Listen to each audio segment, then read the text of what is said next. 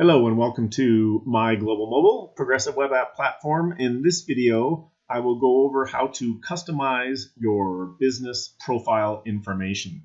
So if this is, again, your drop down will be up here in the upper right corner where my mouse is moving right now, where it says Hoops to Homes.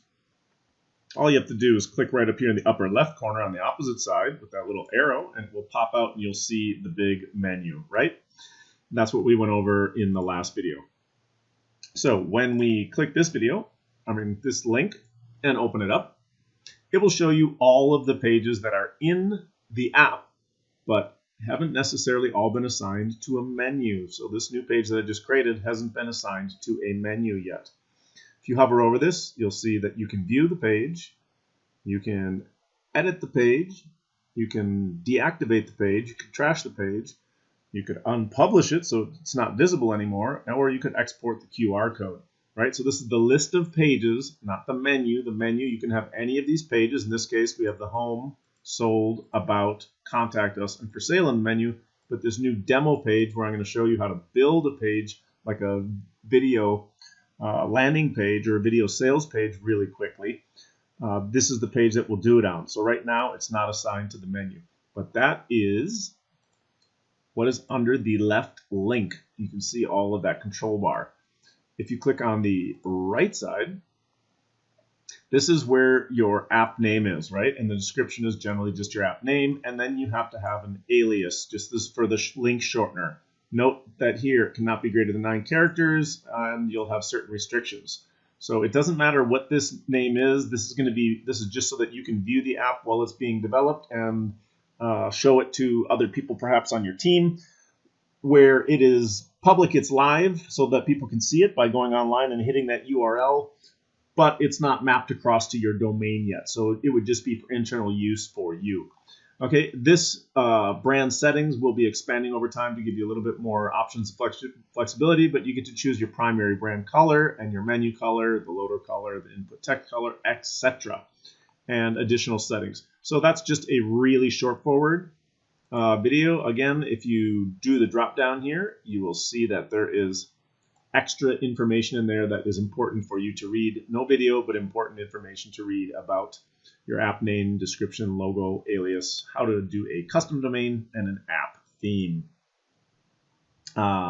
Okay, so now we shall go back again to that main dashboard. Okay. And we'll go now to the edit pages. From your home page, when you get into the editor, if you click on the top brand logo, it will allow you to go back in and edit all of that information. So again, you can see app pages, but we know this one isn't in the menu yet. And we're going to switch to that page because it's basically a blank page.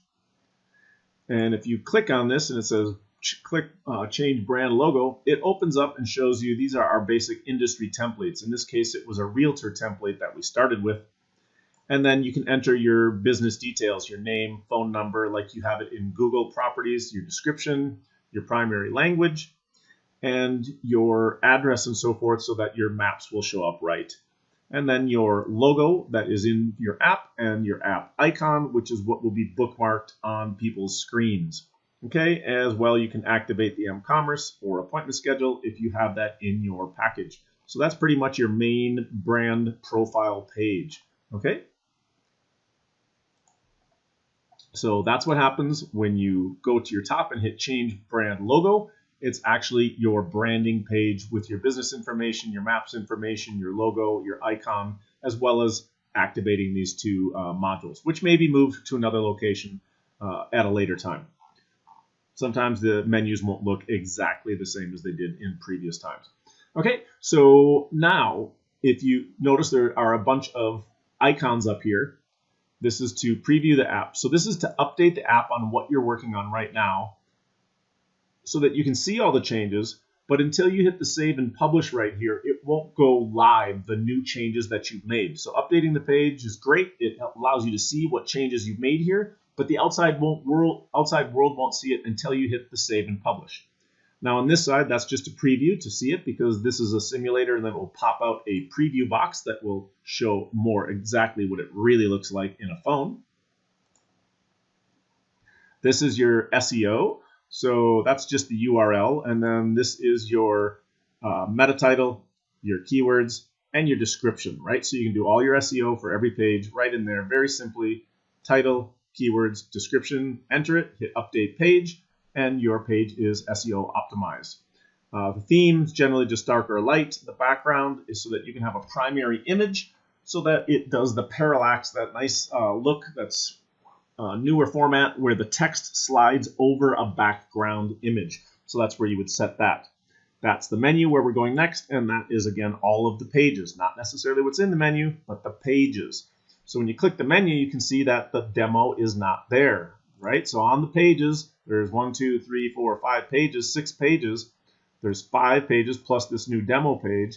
In the menu, there's only 4. So there's not even the home isn't even in the menu, if you notice, right? You have to put the home page in the menu. So right now, all that's in there is sold, about, contact, and for sale. So we need the home and the demo page in the menu. So if we wanted to add a new menu item or change the way the menu looked, this is where you would click. So I want to show you this. This is the advanced menu. The hamburger icon is this little icon right here where you see it lighting up blue.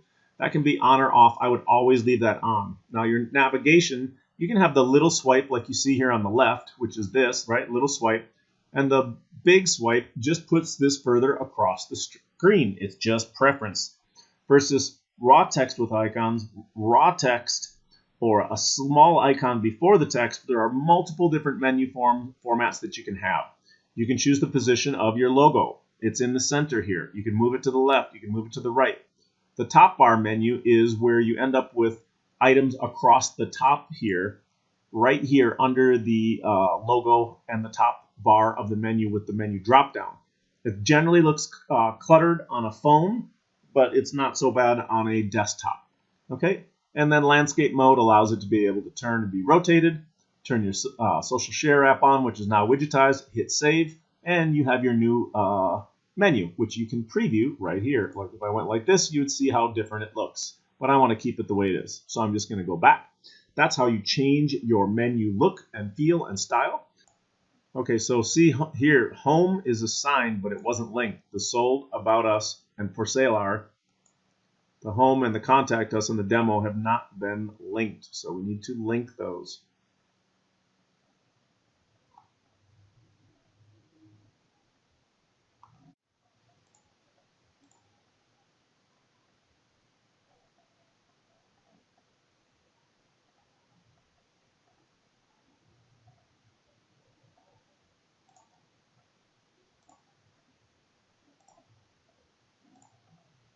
Okay, and there's the menu.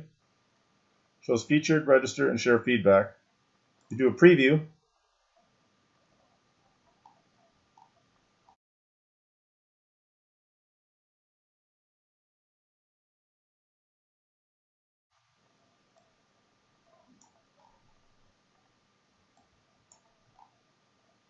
Home about, featured, for sale, sold, share feedback, contact us. Great, so the menu is done. We go back to the pages. And that's it. So we have all of these pages, but in the menu there are default pages that aren't pages that you have had to create over here. Just like the shopping cart pages will all be in here, and they'll say store, store, store, and there'll be all the different pages like checkout and profile and all that kind of stuff, all your template pages. So there's several of them that you don't really do anything with. Just like the registering and feedback, those are core template pages, right, where somebody would click it and they would register on your site or they would share feedback with you. It's not a page you actually have to create in the menu. You just have to have it included in the menu. Okay, so now we are ready to move on to the next page, which is showing you how to use the drag and drop editor.